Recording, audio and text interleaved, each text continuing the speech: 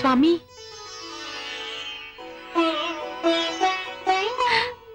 सत्य कहते हैं स्वामी, जहां इच्छा होती है वहां मार्ग भी मिल जाता है, जहां विश्वास होता है वहां प्रकाश मिल ही जाता है, और जहां प्रण होता है वहां सफलता भी मिल ही जाती है स्वामी। सत्य तो यह भी है देवी कि इतनी निराशापूर्ण स्थितियों में केवल एक नारी ही मुस्कुरा सकती है। स्वामी, हमारे शिष्यों ने निराशा के अंधकार में आशा के दीप जला दिए हैं। आप बाहर चलकर तो देखिए। बाहर? बाहर क्या है? स्वामी, बाहर जो है उस पर केवल सुनकर ही नहीं, देखकर ही विश्वास किया जा सकता है। आप आइए ना, आइए स्वामी, आइए, आइए स्वामी।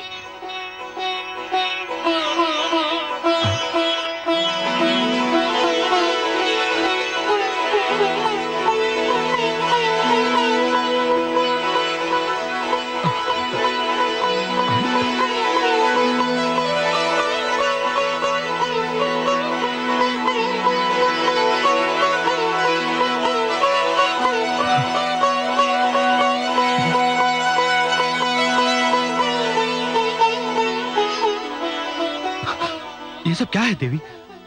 ये सब क्या है? ये तो आप इनसे पूछिए स्वामी।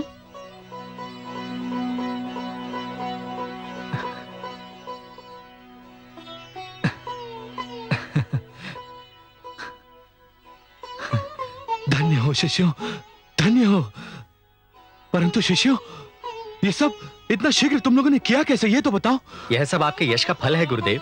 नगर में आपका इतना मान और आदर है कि जिसने सुना कि हम आपके शिष्य हैं और आश्रम के लिए भिक्षा मांगने निकले हैं, वह स्वयं ही दौड़ता हुआ हमारे पास चला आया। धन्य हो पुत्र, धन्य हो।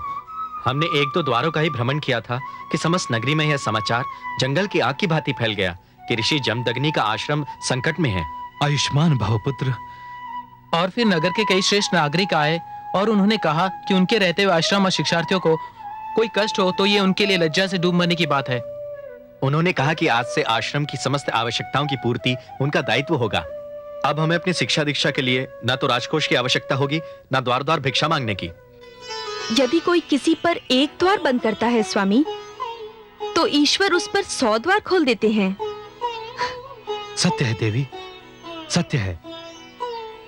शिष्यों, ये सब तुम्हारे दृढ़ संकल्प का फल है। मैं तुम सबका आभारी हूं। स्वामी, आभारी तो आपको महाराज सहर्ष अर्जुन का होना चाहिए। यदि वे धनराशि बंद करने की घोषणा ना करते तो शिष्यों में कर्तव्य भावना ना जागती। उनका दंड हमारे लिए आशीर्वाद बन गया है। क्या आप अपना आभार प्रकट करने महाराज के पास नहीं जाएंगे? यदि आप व्यंग कर रही हैं देवी, तो भी सत्य कह रही हैं। मैं महाराज सहस्त्र अर्जुन के पास जाऊंगा अवश्य, परंतु उन्हें उलाहना देने नहीं, उन्हें एक बार फिर उनके राजधर्म का ध्यान कराने। मैं उनसे कहूंगा कि वो निस्संदेह मेरे आश्रम को आर्थिक सहायता ना दें, परंतु विद्यार्थियों, आश्रम और गुरुओं से वैर ना करें। इसी में उनका कल्याण है और इसी में राष्ट्र का कल्याण भी है। स्वामी, यदि आप जाना चाहते हैं तो मैं आपको रोकूंगी नहीं, किंतु स्वामी, जो व्यक्ति सो रहा है उसे झंझोड़ के जगाना संभव है, किंतु जो व्यक्ति सोने का अभिनय कर रहा है उसे जगाना असंभव है स्वामी। अर्थात देवी?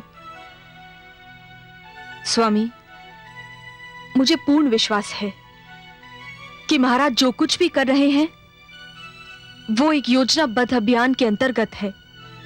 वे आपकी बात नहीं सुनेंगे। देवी,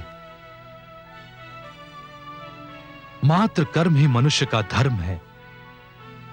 फल की इच्छा नहीं करनी चाहिए, हमें तो केवल अपना कर्म करना चाहिए।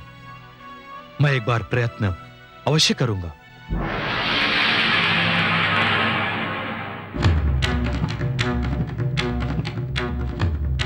महेश्वती नरेश की जय हो। महाराज ऋषि जमदग्नि पधारे हैं। और आपसे मिलने की अनुमति चाहते हैं महाराज। ऋषि जमदग्नि, वो यहाँ क्यों आए हैं? क्या गवों की चोरी की सूचना देने? मैं जानता हूं क्यों आए हैं ऋषि जमदग्नि यहां। ये यहां स्थगित आर्थिक सहायता पुनरारंभ कराने आए हैं। अनुदान मांगने के अतिरिक्त कार्य ही क्या है इन ऋषियों का? परंतु सभागार के शिष्टाचार और सिद्धांतों के अनुसार हमें उन्हें बुलाना तो पड़ेगा ही। अच्छा है, उन्हें बुलाना ही चाहिए। मुझे जो कुछ भी कहना है उनके सम्मुख ही कह दूंगा। ऋषिवर को मान सहित बुलाया जाए।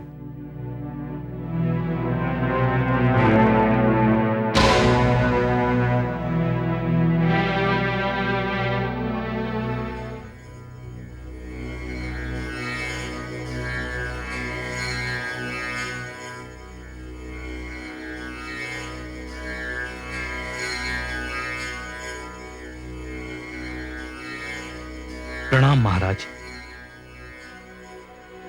ऋषि जमदग्नि, हमारे सभागार में आपका स्वागत है।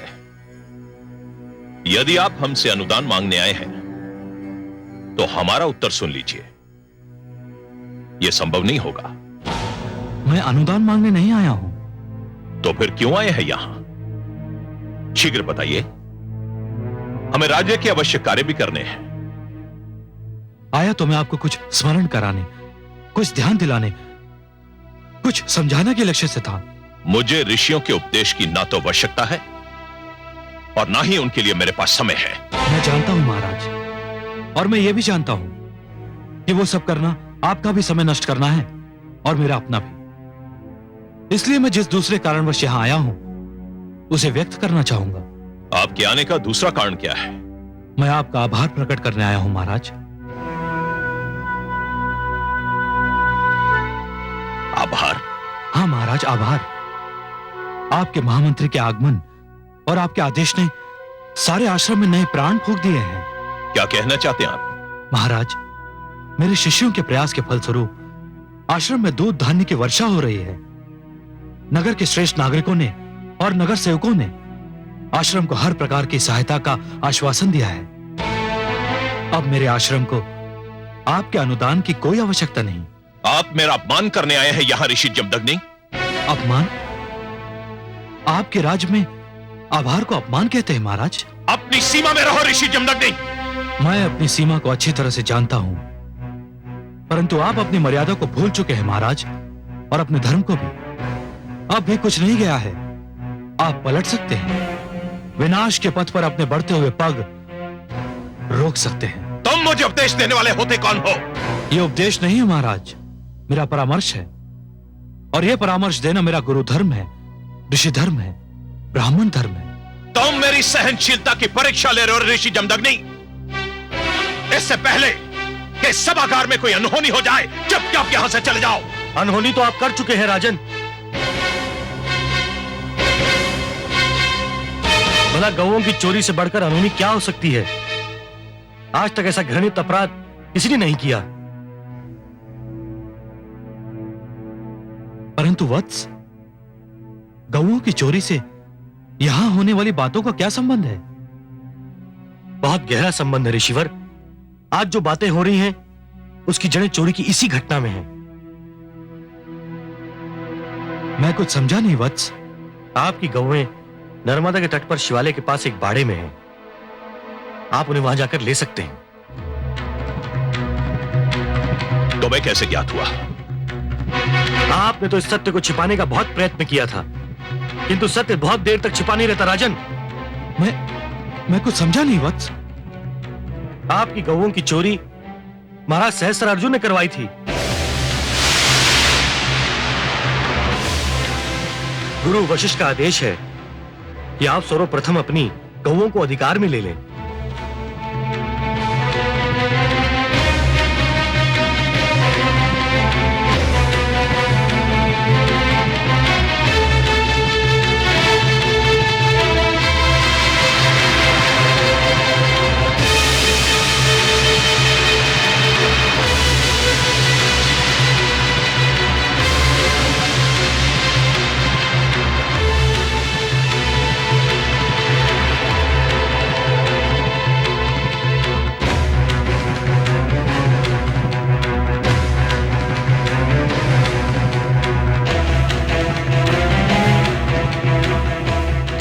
मेरे ही सभागार में मुझे अपमानित करने का साहस कैसे किया? मैंने तुम्हारे सभागार में केवल सत्य बोलने का साहस किया। यदि इस सत्य में तुम्हारा अपमान निहित था तो मेरा क्या दोष है? तुम्हें इसका दंड मिलेगा। सत्य बोलने वाले दंड से भयभीत नहीं होते राजन।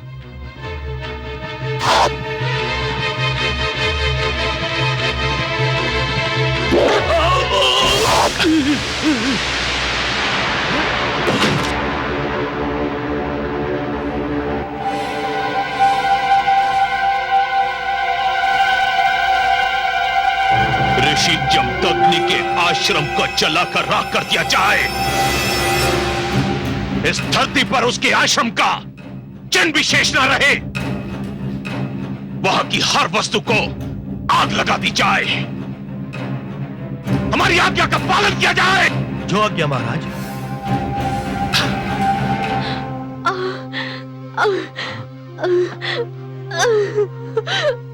देवी, बहुत पीड़ा हो रही है। हाँ स्वामी, पीड़ा पीड़ा बढ़ती चली जा रही है। प्रसव पीड़ा लगती है। धैर्य रखो देवी।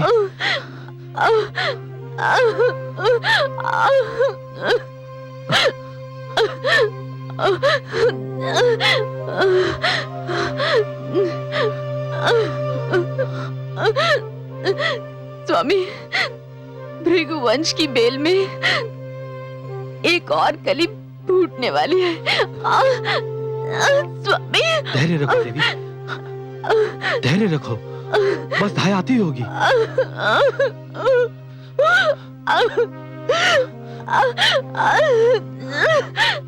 धैर्य रखो।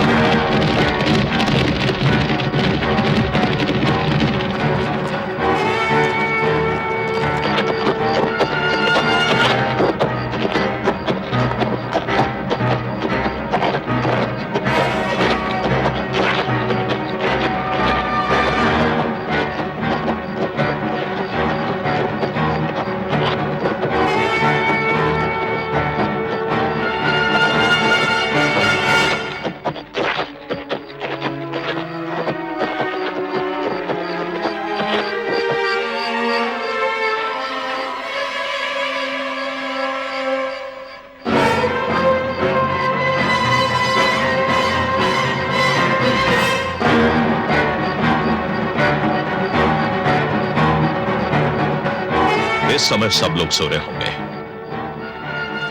एक एक करके जाओ। एक बात ध्यान में रहे, कोई भी प्राणी जीवित नहीं बचना चाहिए। जिस अपराध का कोई प्रमाण नहीं होता, संसार उसे दुर्घटना समझकर भुला देता है। जाओ। जो आज्ञा।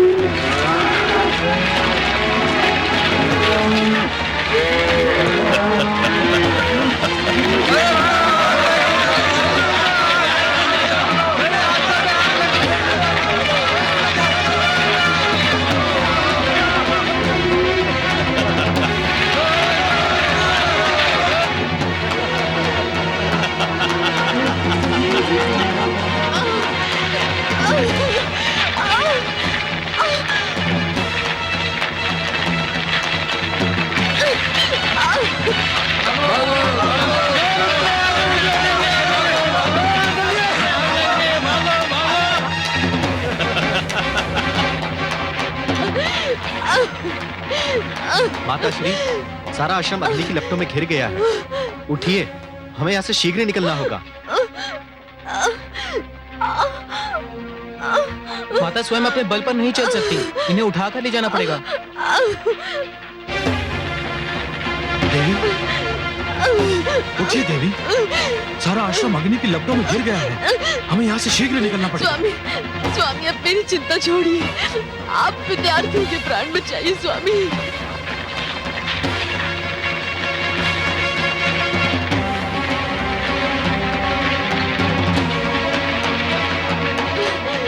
आचार्य, आश्रम में लगी अग्नि देखकर धाई यहाँ आते आते लौट गई। ये तो बहुत बुरा हुआ। जाओ शिष्य, तुम उन्हें यहाँ पुनः लाने का प्रयत्न करो, तब तक मैं इन्हें यहाँ से दूर ले जाने की चेष्टा करता हूँ। जाओ, उठिए देवी, उठिए। स्वामी, स्वामी मेरी बात मानिए, इन विद्यार्थियों के प्राण बहुत मूल्यवान हैं। हट मत करो देवी, हट मत करो। स्वामी, स्वामी इन्हें आने वाले कल का भार उठाना है स्वामी, अब जाइए, अब जाइए स्वामी। कैसे जाऊँ देवी, कैसे जाऊँ? मैं तुम्हें इस स्थिति में छोड़कर कैसे जाऊँ? यदि मरना ही है तो एक साथ मरेंगे। उठिए देवी, उठिए।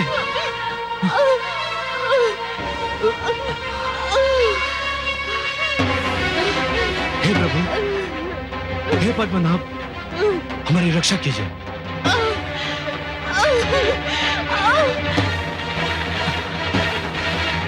शीघ्र चलो शिष्यों, शीघ्र चलो।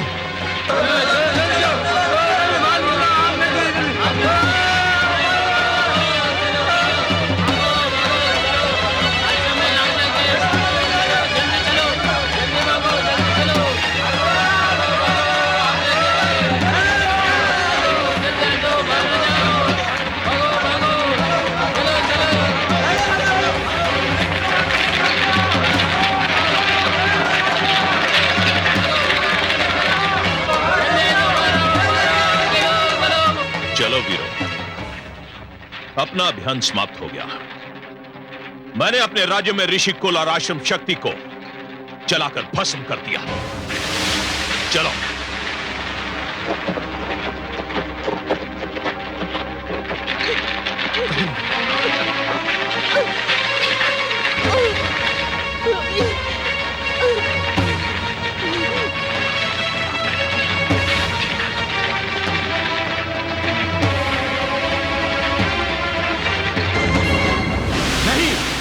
ये नहीं हो सकता, मैं ये नहीं होने दूंगा।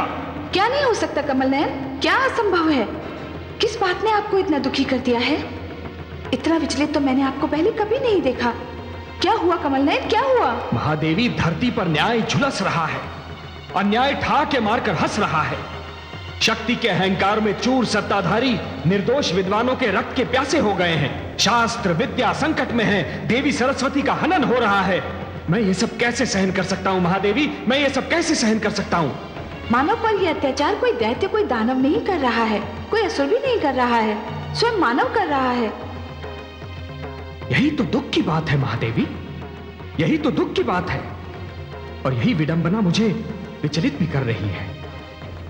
हे महादेवी, मानवता के इतिहास का सबसे दुर्भाग्यपूर्ण दिन, सबसे अंधकार से भरा हुआ मोड़ वो होता है जब एक मानव समूह दूसरे मानव समूह के विरुद्ध शस्त्र उठा लेता है। और दुर्भाग्य से वो दिन, वो अंधकार भरा मोड़ आ चुका है महादेवी।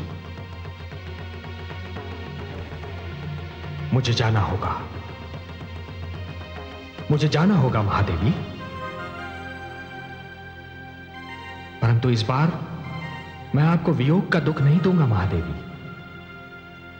अपने इस अवतार में मैं धरती पर भी रहूंगा और आपके पास भी, क्योंकि मेरा यह अवतार केवल एक अंश अवतार होगा। कमल नयन, मानव उद्धार के लिए यदि आप मुझे वियोग का दुख भी देते तो भी मैं सहन कर लेती। संसार के लिए ये बलिदान देने के लिए मैं तैयार हूं। हे विष्णुप्रिया, आपकी उदार भावनाओं के लिए आपको कोटि कोटि प्रणाम। मुझे जाने की अनुमति दीजिए। परंतु हे कमल नयन, आपने मुझे ये नहीं बताया कि आप अपना अगला पग कहां धरेंगे। महादेवी, मैं धरती और मानव से वचनबद्ध हूं। मैं उस जलते हुए वन में जा रहा हूं महादेवी, जहां ऋषि जमदग्नि की पत्नी देवी रेणुका प्रसव पीड़ा भोग रही है। मैं उनके गर्भ से परशुराम बनकर जन्म लूंगा। मैं एक आचार्य के घर जा रहा हूं महादेवी, एक गुरु के घर जा रहा हूं, परंतु शास्त्रों की रक्षा करने के लिए शस्त्र भी उठाऊंगा। इस अवतार में मैं परशु उठाऊंगा महादेवी, और परशुराम कहलाऊंगा।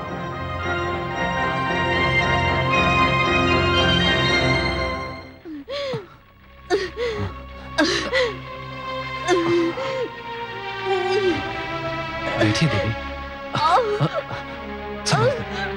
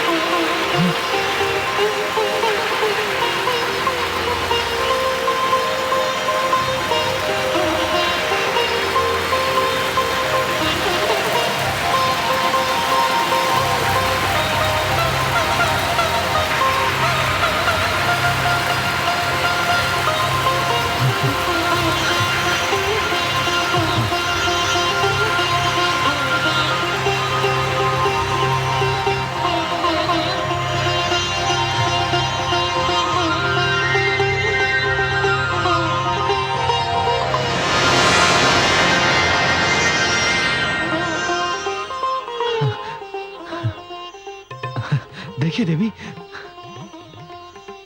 हाँ।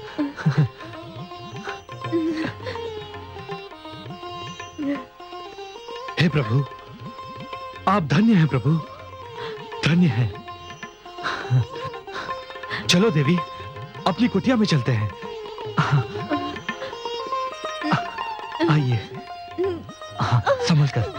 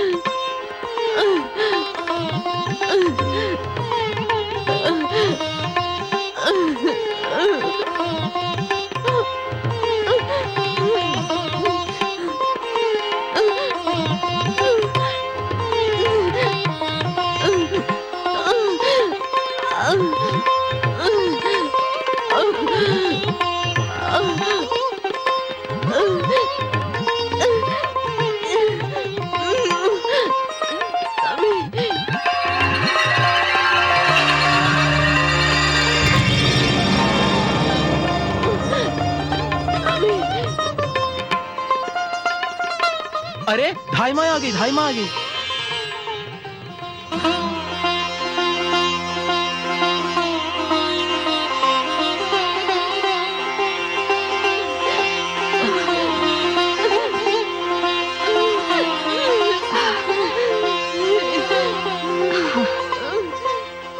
देवी, आप तो वो धाई नहीं है जो आने वाली थी।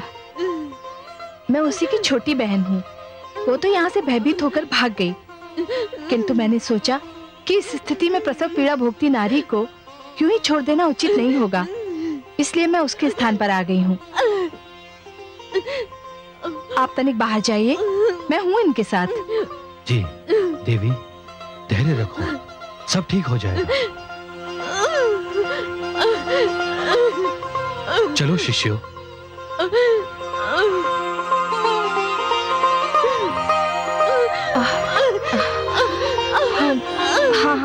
प्रभु।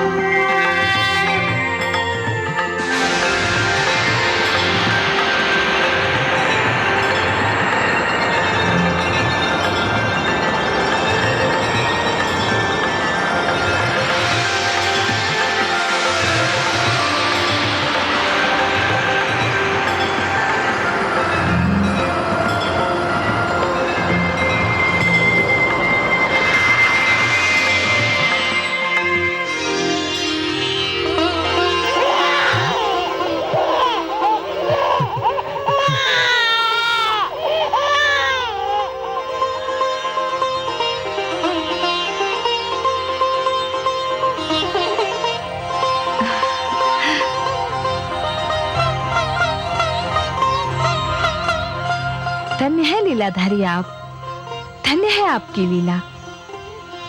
देवी रेणुका, आपको कदाचित ये कभी ज्ञात नहीं हो सकेगा कि आपके पास कौन आई थी और आपको क्या देकर चली गई। मैं अपनी धरोहर आपको सौंप कर जा रही हूँ।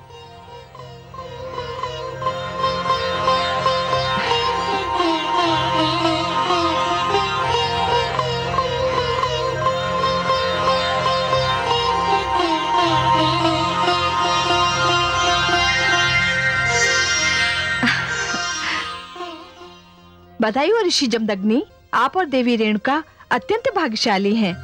आपके वंश में स्वयं नारायण ने जन्म लिया है। धन्यवाद।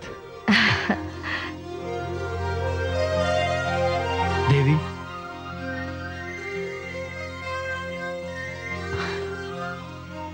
बधाई हो देवी।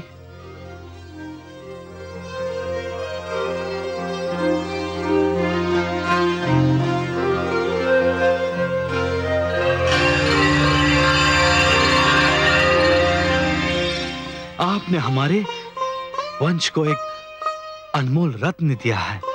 स्वामी, आपको भी बहुत बहुत बधाई। आपने इस बालक के रूप में मुझे एक और आश्रय दिया है।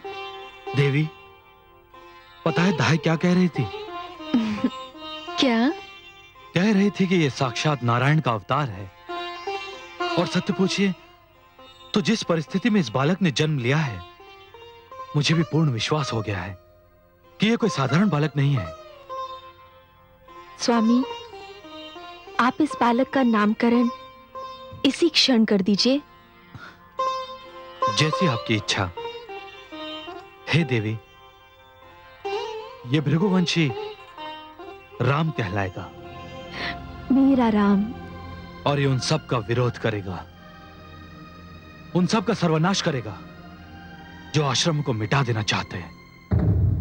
मैं मां हूं, धरती मां, जिस मां के लाल को जन्म देने में सहायता करने के लिए स्वयं माता लक्ष्मी धाय मां के रूप में गगन से धरती पर पधारी हो। उस मां का शिशु कौन होगा और कितना महान होगा, ये बताने की आवश्यकता नहीं। ऋषि जमदग्नि और देवी रेणुका के कुटी में शिशु के रूप में एक ऐसे इतिहास, एक ऐसी कथा ने जन्म लिया जिसकी गूंज अनंत काल तक सुनाई देती रहेगी। ऋषि जमदग्नि ने शिशु को राम का नाम दिया, किंतु संसार उसे भगवान श्री विष्णु के अंशावतार परशुराम ही कहकर पुकारता है। राम के परशुराम बनने की कथा जितनी रोमांचक है उतनी ही यातनापूर्ण भी। और इस कथा का मुख्य खलनायक सम्राट सहस्रार्जुन था। ऋषि जमदग्नि को अकारण अपना प्रतिद्वंदी और उनके आश्रम को अपनी कल्पना में राजशक्ति के समानांतर शक्ति मानकर वो उनके पीछे पड़ गया था। ऋषि जमदग्नि का एक आश्रम फूंककर ही उसे चैन नहीं आया। उन्होंने जब भी और जहां भी आश्रम बनाया, सहस्रार्जुन ने उसे तहस नहस कर दिया। यह सिलसिला चलता रहा और नन्हा परशुराम माता की गोद में सिमटा ये आतंक देखता रहा।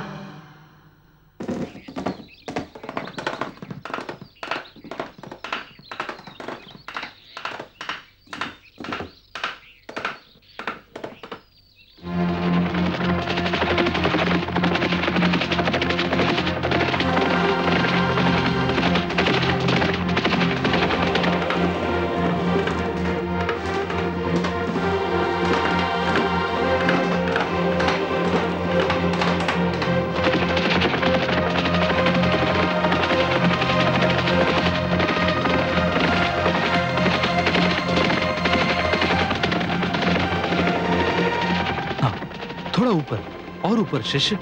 हाँ गुरुदेव, सहस्रार्जुन फिर अपनी सेना लेकर आ रहा है।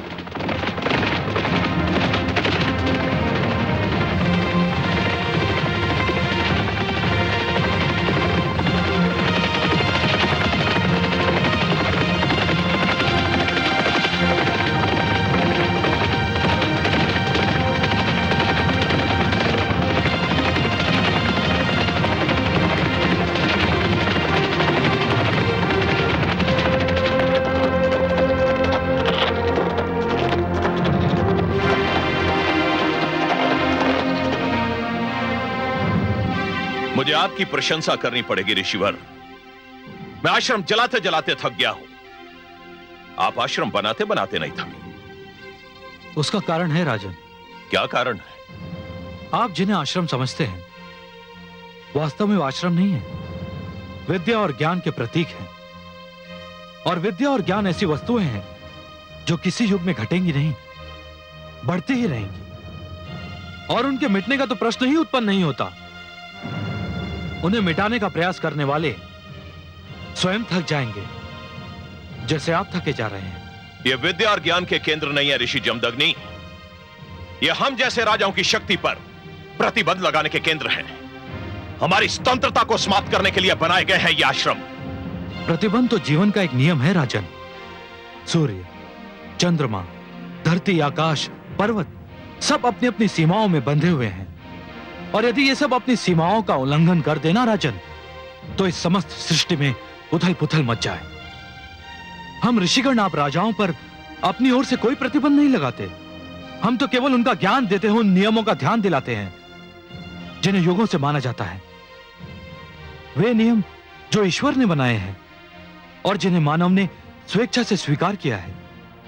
यह आश्रम भी उन्हीं नियमों का प्रचार करते हैं राजन। मुझे अपनी वाणी से मंत्र मुक्त मत कीजिएगा ऋषि जमदग्नि।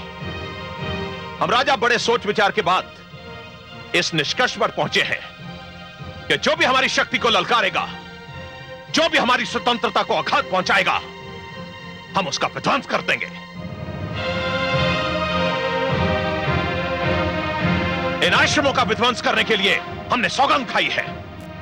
और हमने भी यह सौगंध उठाई है राजन कि हम अपने अंतिम सांस तक ज्ञान का उजाला फैलाने का प्रयास करेंगे, क्योंकि यही हमारा धर्म है और यही हमारा कर्म है।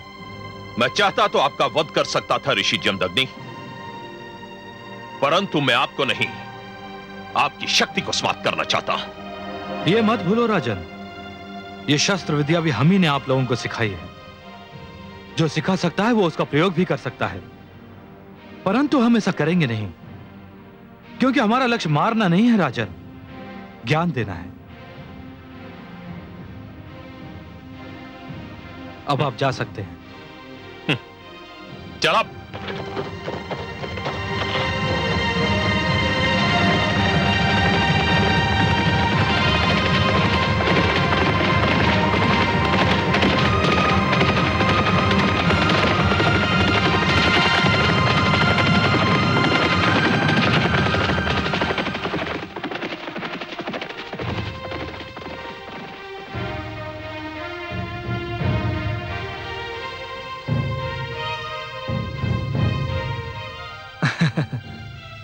पता है देवी ये ऐसा क्यों कर रहा है?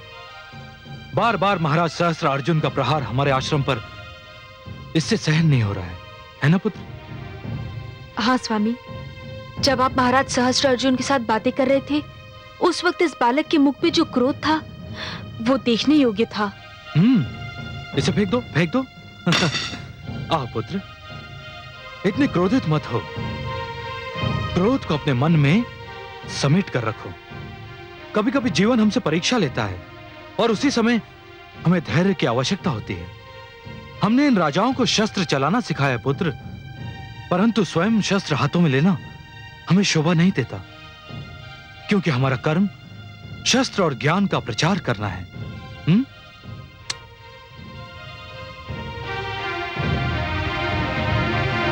क्या करूं? विवश हूं, नियम नहीं तोड़ सकता। क्या हुआ सर्वेश्वर? किस नियम की बात कर रहे हैं आप? महादेवी, धरती पर मेरा अंश धरती के लिए बनाए गए नियमों से बाध्य है, इसलिए समय से पहले बड़ा नहीं हो सकता। नहीं तो जी में आता है कि उन दुष्टों के सिर काटकर धूल में मिला दूं जो मेरे माता पिता को कष्ट दे रहे हैं। सत्य कहते हैं आप, जो संतान माता पिता के कष्ट पर मौन रह जाए वो अयोग्य और कर्महीन होती है। पर यह आतंक केवल माता पिता के कष्ट तक सीमित नहीं है महादेवी। विद्यार्थियों की शिक्षा की भी हानि हो रही है। सहस्त्रार्जुन उन्हें एक स्थान पर टिकने ही नहीं देता, तो उनकी शिक्षा पूरी कैसे होगी? महादेवी, ऋषि जमदग्नि रात्रि को भी शिक्षा प्रदान इसलिए कर रहे हैं कि दिन की हानि की पूर्ति होनी है। परंतु ऐसी स्थिति में विद्यार्थियों की मनस्थिति कुछ ऐसी हो जाती है कि उनका पूरा ध्यान शिक्षा पर नहीं रहता। आचार्य भयभीत हैं, शिक्षार्थी आतंकित हैं, और यह सब कुछ देखकर भी मैं कुछ नहीं कर सकता महादेवी, मैं कुछ नहीं कर सकता।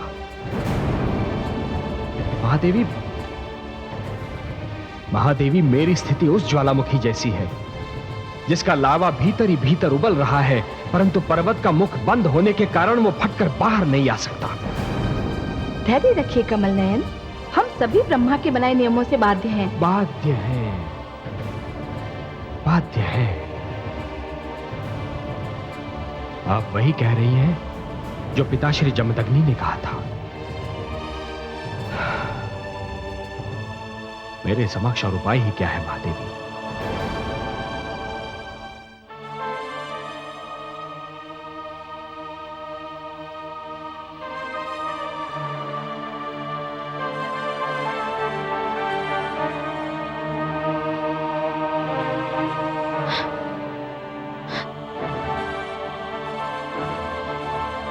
पुत्र राम, राम कहाँ गया? नहीं, स्वामी थक कर सोए हैं, इन्हें जगाना उचित ना होगा। मैं स्वयं देखती हूँ।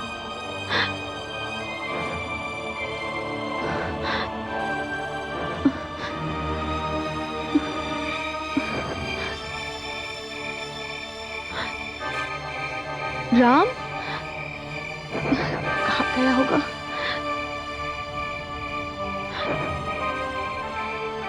राम,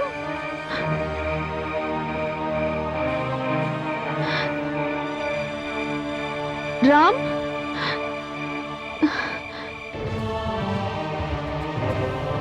राम, राम,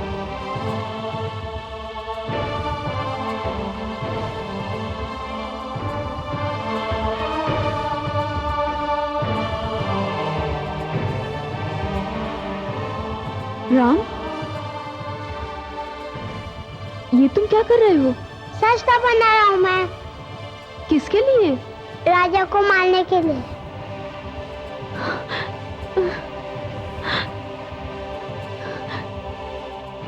ये दुष्ट शस्त्र अर्जुन, देख तेरे कारण ये क्या हो रहा है। जो बालक मुख से शस्त्र शब्द का उच्चारण नहीं कर पाता था, आज वो शस्त्र बना रहा है।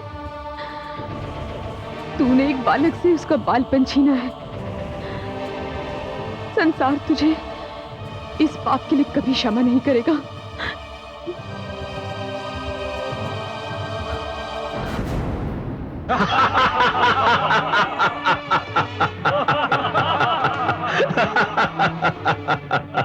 महाराज, आपके अभियान के कारण अब हमारी स्वतंत्रता पर अंकुश धरने वाला कोई नहीं। महाराज, मुझे तो लगता है कि समस्त धर्म संसद का साहस शिथिल हो चुका है। ऋषियों को पता चल चुका है कि वो हमारी शक्ति के समक्ष ठहर नहीं सकते। माहिष्मती नरेश की जय हो। कहिए सेनापति जी, कितने आश्रमों को अग्नि की भेंट चढ़ाकर आ रहे हैं आप? माहिष्मती नरेश के तेज में वृद्धि हो।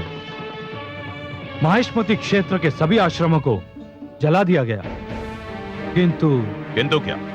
आश्चर्य की बात है महाराज कि एक दिन में हम लोग जितने आश्रम जलाते हैं, दूसरे दिन उससे कहीं अधिक आश्रम धरती पर उभर आते हैं। और ये सब देखकर हमारे सैनिकों का साहस शिथिल पड़ता जा रहा है। महाराज, क्या यह उचित नहीं होगा कि इस अन्याय और सहन शक्ति के खेल को अब बंद कर दिया जाए? सेनापति, यदि तुम हमारे पिताश्री के समय से हमारे सेवक न रहे होते तो हम तुम्हारे इस दुस्साहस का उत्तर अपनी खड़क से देते। या तुम्हारे हृदय में इन दुष्ट ऋषियों के प्रति सहानुभूति उत्पन्न हो रही है? मुझ में इतना साहस नहीं है महाराज। तो फिर तुमने ऐसी बात क्यों की? इसका एक और कारण है महाराज। क्या कारण है? इसका कारण यह है महाराज कि मैं कुछ समय से देख रहा हूं कि ऋषि अपना आश्रम केवल इसलिए इतना शीघ्र बना लेते हैं क्योंकि प्रजा उनका साथ दे रही है। प्रजा में से कुछ श्रेष्ठ नागरिक आश्रमों को अपना संरक्षण दे रहे हैं। सत्य तो यह है महाराज कि वो उन्हें प्रोत्साहन दे रहे हैं। तो उन्हें भी दंड दिया जाएगा। यह तो और भी अनुचित होगा महाराज। इससे तो प्रजा का यह रोष विद्रोह का रूप ले सकता है। यह सोचना तुम्हारा काम नहीं। हम प्रजा और उसके विद्रोह से निपटना भली भांति जानते हैं सेनापति। तुम अपना कार्य करते रहो। हमारे क्षेत्र में एक भी आश्रम नहीं पनपना चाहिए। जाओ। जो आज्ञा महाराज।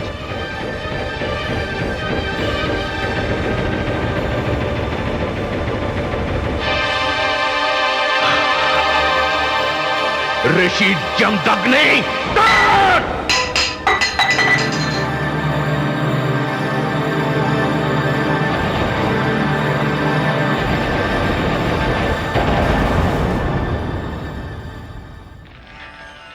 ओम भूर्भुवः स्वः तत्सवितुर्वरेण्यं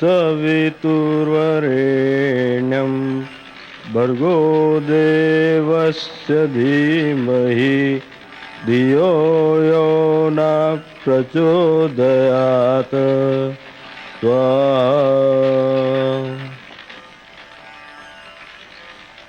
राम, देवी राम कहाँ है? उसे बुलाइए। आज उसका उपनयन होना है और उसे यज्ञ के समस्त नियम भी समझाने हैं। स्वामी, मैंने तो उसे आने को कहा था, ना जाने कहाँ रह गया। मैंने गुरुपुत्र को वन में स्थित खंडरों की ओर जाते देखा था। खंडरों की ओर? हाँ गुरुदेव, मैंने कहा भी था कि यज्ञ का समय हो रहा है। तो उसने क्या कहा? उसने कहा तुम जाओ, मैं आ जाऊंगा। तुम जाओ और उसे लेकर आओ। जी गुरुमाता। ठहरो, तुम सब यहीं रहो, मैं उसे लेकर आता हूं।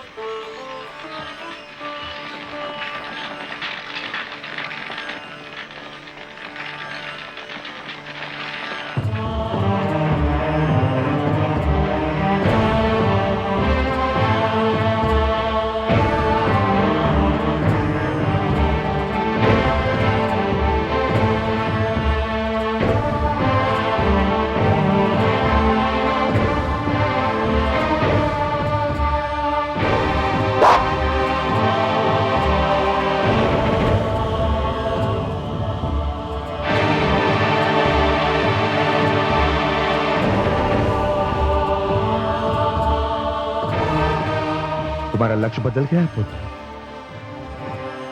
तनिक भी नहीं बदला पिताश्री। देखिए, ठीक उसी स्थान पर है जिसे मैंने बाण के लिए चुना था।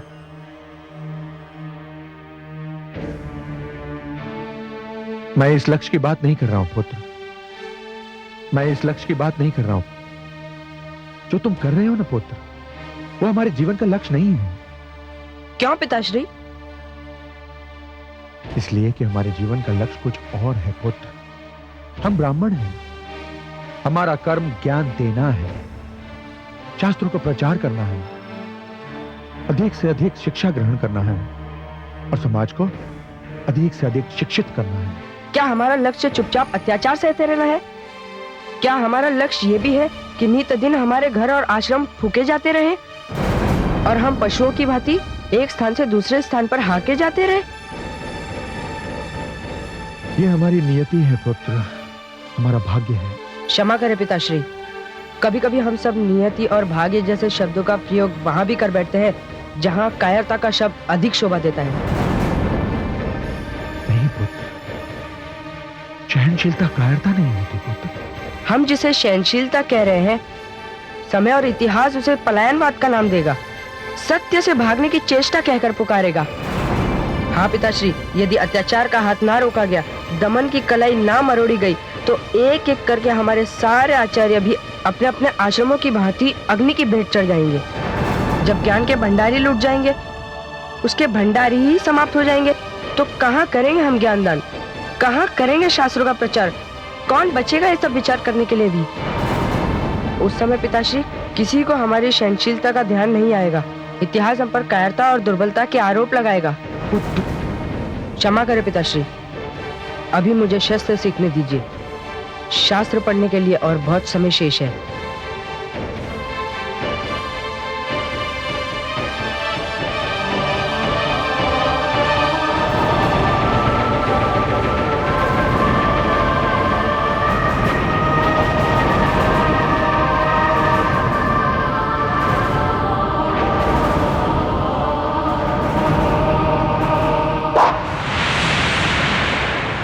ओम भूर्भुवः स्वः तत्सवितुर्वरेण्यं भर्गो देवस्य धीमहि धियो यो न प्रचोदयात्।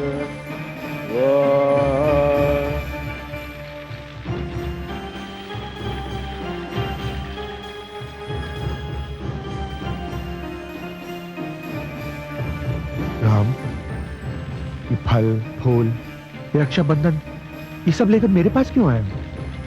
मुझे आपको अपना गुरु बनाना है पिताश्री। गुरु? मैं तो तुम्हारा जन्म से गुरु हूँ पुत्र। आज तक तुम्हें जो शिक्षा मिली है वो किससे मिली है पुत्र? निसंदेह आपसे मिली है पिताश्री, परंतु वो तो शास्त्र विद्या सिखाई थी आपने। अब तक आप शास्त्रीय नियमों की शिक्षा देते रहे हैं। मैं समझा नहीं, तुम और क्या चाहते हो पुत्र? मैं आपसे शस्त्र विद्या सीखना चाहता हूँ। पुत्र, मैं पहले भी तुमसे कह चुका हूँ कि मैं तुम्हें शस्त्र विद्या नहीं सिखा सकता। क्या मैं पूछ सकता हूँ कि जब आप समस्त राजाओं और राजपुत्रों को शस्त्र विद्या सिखा सकते हैं, तो अपने ही पुत्र को क्यों नहीं सिखा सकते? राजपुत्र क्षत्रिय होते हैं पुत्र। शस्त्र विद्या की संपूर्ण जानकारी क्षत्रिय धर्म का अंश है, बल्कि स्वयं क्षत्रिय धर्म है। तुम ब्राह्मण हो पुत्र, तुम्हारा कर्म क्षेत्र शास्त्र विद्या है। कर्म क्षेत्र परिवर्तित भी तो हो सकते ना पिताश्री? नहीं, एक ब्राह्मण का कर्म क्षेत्र कभी नहीं बदल सकता पुत्र। क्षमा करें पिताश्री, यदि ऋषि विश्वामित्र क्षत्रिय होकर ब्राह्मण धर्म का पालन कर सकते हैं, आचार्य बन सकते हैं, तो मैं ब्राह्मण होकर क्षत्रिय धर्म क्यों नहीं स्वीकार कर सकता? मैं दूसरों के कर्म का उत्तरदायी नहीं हूं पुत्र, परंतु जहां तक मेरा प्रश्न है, मैं एक भ्रष्ट परंपरा आरंभ करने का अपराध नहीं कर सकता। मैं एक शिक्षक हूं पुत्र, और मैं चाहता हूं कि तुम भी शिक्षक बनो, शिक्षा का प्रचार करो। अपना निर्णय बदल दो पुत्र। मैं निर्णय नहीं बदल सकता पिताश्री, गुरु अवश्य बदल सकता हूँ। क्या? यदि आप गुरु बनना स्वीकार नहीं करेंगे, तो भी मेरा उत्साह कम नहीं होगा। मैं अपने लिए गुरु खोज कर रहूंगा, और वह गुरु मुझे जब और जहां मिलेगा, मैं उसका शिष्य बनना स्वीकार कर लूंगा। क्षमा करें पिताश्री।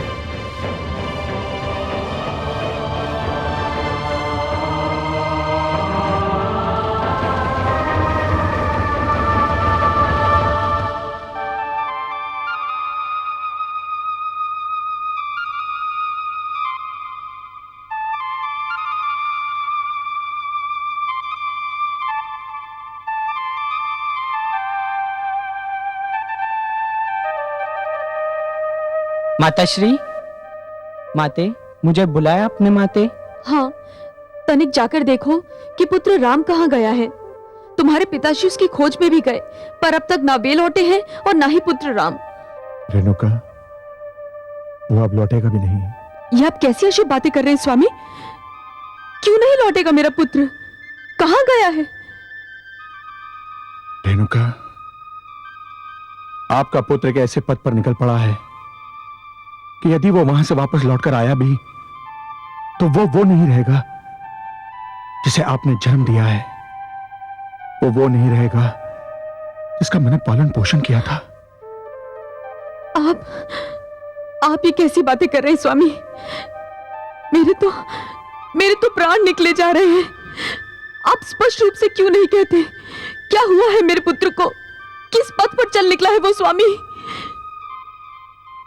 मैं सत्य कह रहा हूं रेणुका।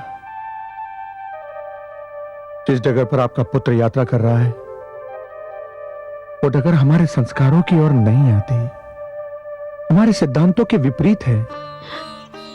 आपने क्या पहेलियां बुझाने की सौगंध खा रखी है स्वामी? आप क्यों मेरी व्याकुलता बढ़ा रहे हैं? रेणुका, हमारे पुत्र ने ब्राह्मण संस्कार त्याग कर क्षत्रिय संस्कार अपना लिया है। वो शास्त्र को छोड़कर शस्त्र को थाम लिया है। ज्ञान, शिक्षा, विद्या के मार्ग से हटकर वो युद्ध, आक्रमण और रणभूमि के मार्ग की ओर मुड़ गया। रेणुका, ये तो होना ही था स्वामी। क्या होना ही था रेणुका? पुत्र, तुम जाओ। जी माते।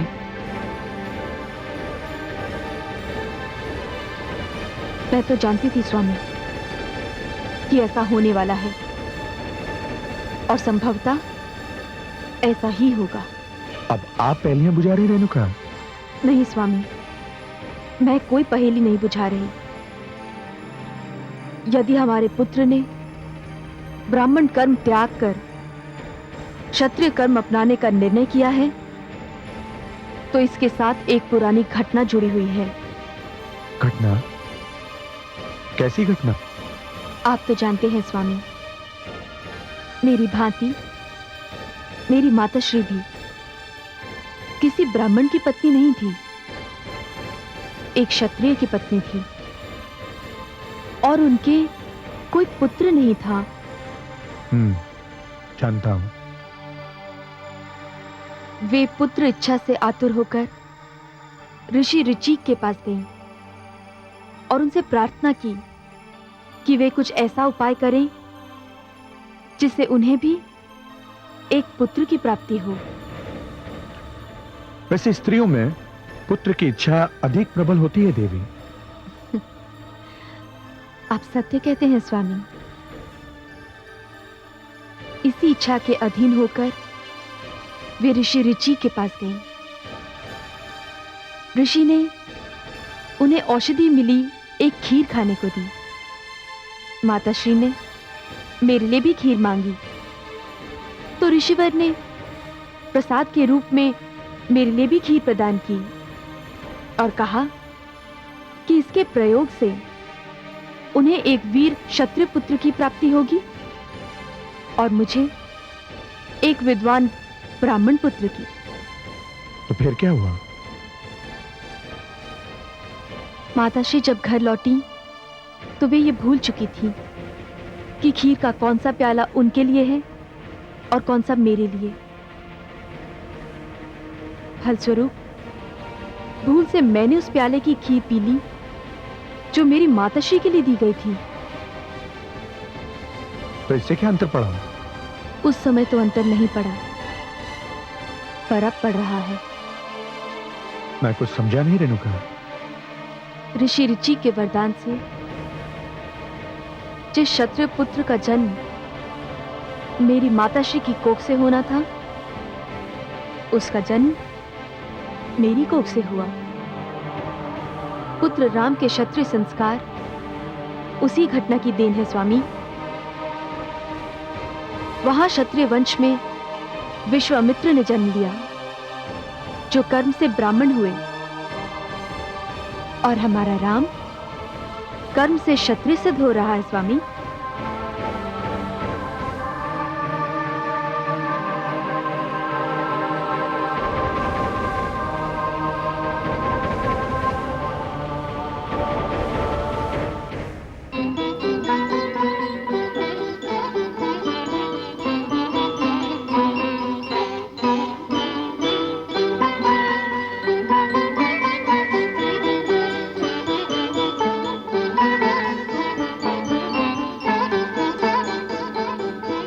महिष्मति नरेश की जय हो। प्रणाम महारानी। सेवक आपके आदेशानुसार अपना अभियान संपन्न करके सफल लौट आया है। सेनापति कितने राज्यों को हमारे अधीन बनाकर लौटे हो? महाराज, आपको यह जानकर प्रसन्नता होगी कि आसपास के 25 क्षेत्र जो कल तक अपने आप को स्वाधीन समझते थे, आज महिष्मति की अधीनता को अपना गौरव समझ रहे हैं। कुछ अपनी इच्छा अनुसार और कुछ महाराज की बढ़ती हुई शक्ति के भय से। प्रसन्नता तो हुई है सेनापति, परंतु यह प्रसन्नता भी अधूरी है। हमारे राज्य के चारों ओर 50 क्षेत्र हैं। 25 ने हमारी अधीनता स्वीकार कर ली है, 25 शेष अभी बाकी है। तो प्रसन्नता भी तो 50% होगी ना, पूरी कैसे हो सकती है? किंतु स्वामी, शेष 25 राज्य तो हमारे मित्र राज्य हैं। इन राज्यों के नरेश तो हर पग पर आपसे सहयोग करते रहे हैं। नहीं प्रिय, नहीं नहीं, यह तो न्याय होगा कि शत्रु हमारी शक्ति को पहचान ले, उसे समझ ले, और हमारे मित्र हमें शक्तिशाली समझने के स्थान पर हमें अपना मित्र ही समझते रहे। हम यह अनर्थ कैसे कर सकते हैं? तो आप करना क्या चाहते हैं? आप स्वयं देख लेंगी महारानी।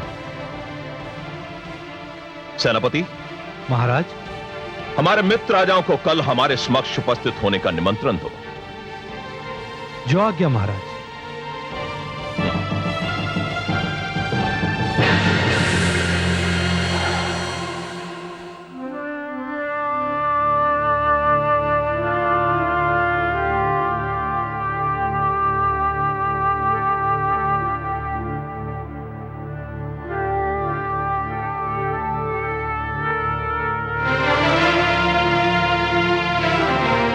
कमल नयन,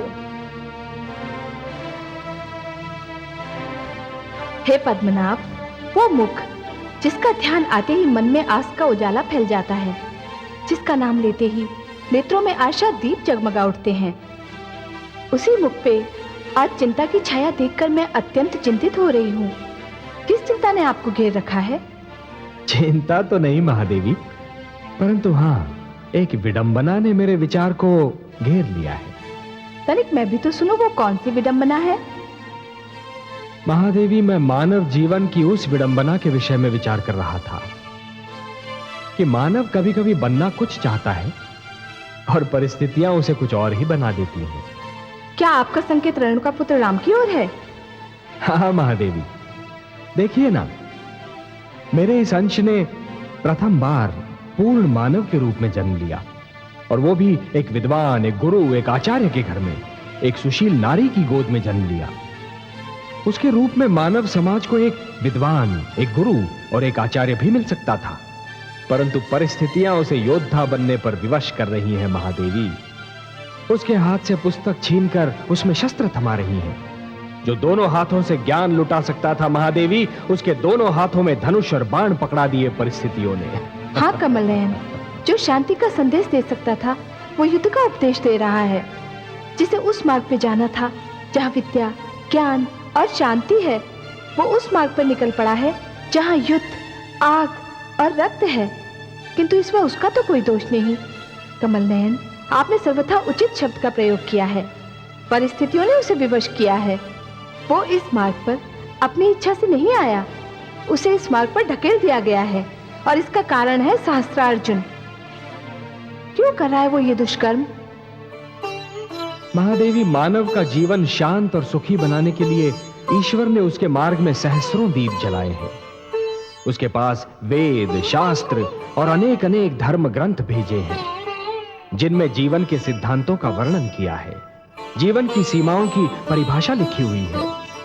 इन सिद्धांतों और सीमाओं को राजा को अपने ढंग से मानना था और प्रजा को अपने ढंग से।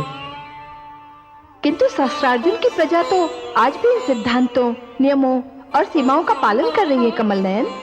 परंतु सहस्त्रार्जुन तो नहीं मान रहा ना महादेवी। महादेवी, जब कोई राजा या कोई सत्ताधारी वर्ग इस भ्रम में पड़ जाता है कि वो केवल एक राजा है, एक स्वामी है, और ये भूल जाता है कि वो प्रजा का सेवक है, प्रजा का रखवाला है, जब सत्ताधारी वर्ग सिद्धांतों को प्रतिबंध समझकर और सीमाओं को रोक समझकर उन्हें तोड़ने का प्रयास करता है, तो वो निरंकुश बनने लगता है, और तभी सारी उलझनें उत्पन्न होती हैं महादेवी। सत्ताधारी वर्ग की निरंकुशता दमन को जन्म देती है। दमन उत्पात का कारण बनता है, उत्पात अराजकता उत्पन्न करता है, और फिर अराजकता विद्रोह का रूप धारण कर लेती है महादेवी। जब पीड़ित और आतंकित वर्ग की पीठ पीछे हटते हटते दीवार से लग जाती है महादेवी, जब उनके लिए और पीछे हटना संभव ही नहीं होता, तो फिर वो अपने प्राणों की रक्षा करने के लिए आगे बढ़ जाते हैं। वो आक्रामक रूप धारण कर लेते हैं, विद्रोही बन जाते हैं। ये मानव जीवन का एक विषम मोड़ होता है महादेवी, जिस मोड़ पर समाज बदलते हैं, इतिहास बदलते हैं। नहीं, हम नहीं भागेंगे, हम शत्रुओं का सामना करेंगे। हम नहीं डरेंगे, शत्रुओं का सामना करेंगे। शस्त्र अर्जुन को यह विश्वास हो गया है कि हम उसके सामने ठहर नहीं सकते। हम विद्यार्थी हैं, शास्त्री है, हमारे हाथों में पुस्तकें हैं, शस्त्र नहीं। हम उसके आतंक के समक्ष चुपचाप सिर झुका देंगे। इसीलिए उसका साहस हर बीते दिन बढ़ता जा रहा है। सत्य कहते हैं आप गुरुपुत्र, इस आतंक पर रोक लगनी चाहिए। और उसका एक ही ढंग है, सहस्त्र अर्जुन को यह बता दिया जाए कि हमारे मन से उसके आतंक का भय निकल चुका है। हमने उसके सामने ठहरने का साहस जुटा लिया है। यदि हम पर आक्रमण होगा तो हम अपनी रक्षा करेंगे। हमें मरना ही पड़ा तो हम उनको मार कर ही मरेंगे। बोलो, क्या तुम मेरे साथ हो? हाँ, हम सब तुम्हारे साथ हैं।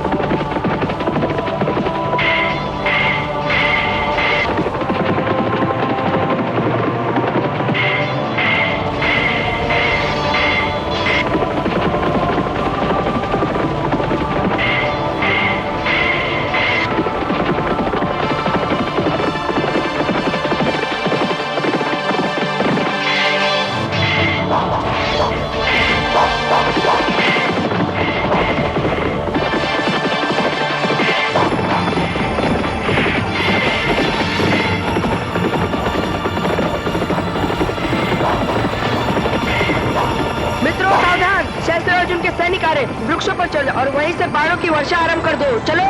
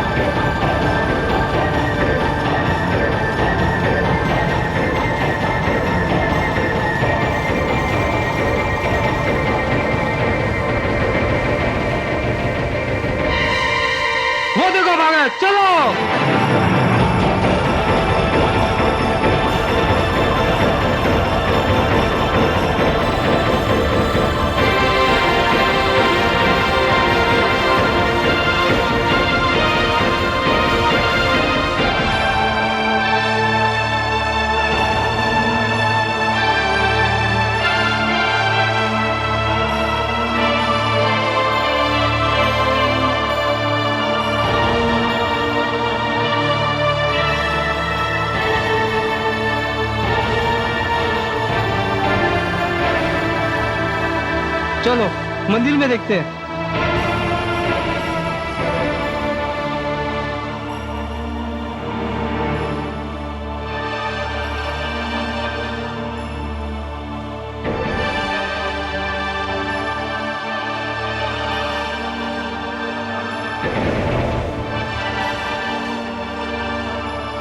कहाँ छुप गया? गोरा मूर्ति के पीछे चलो।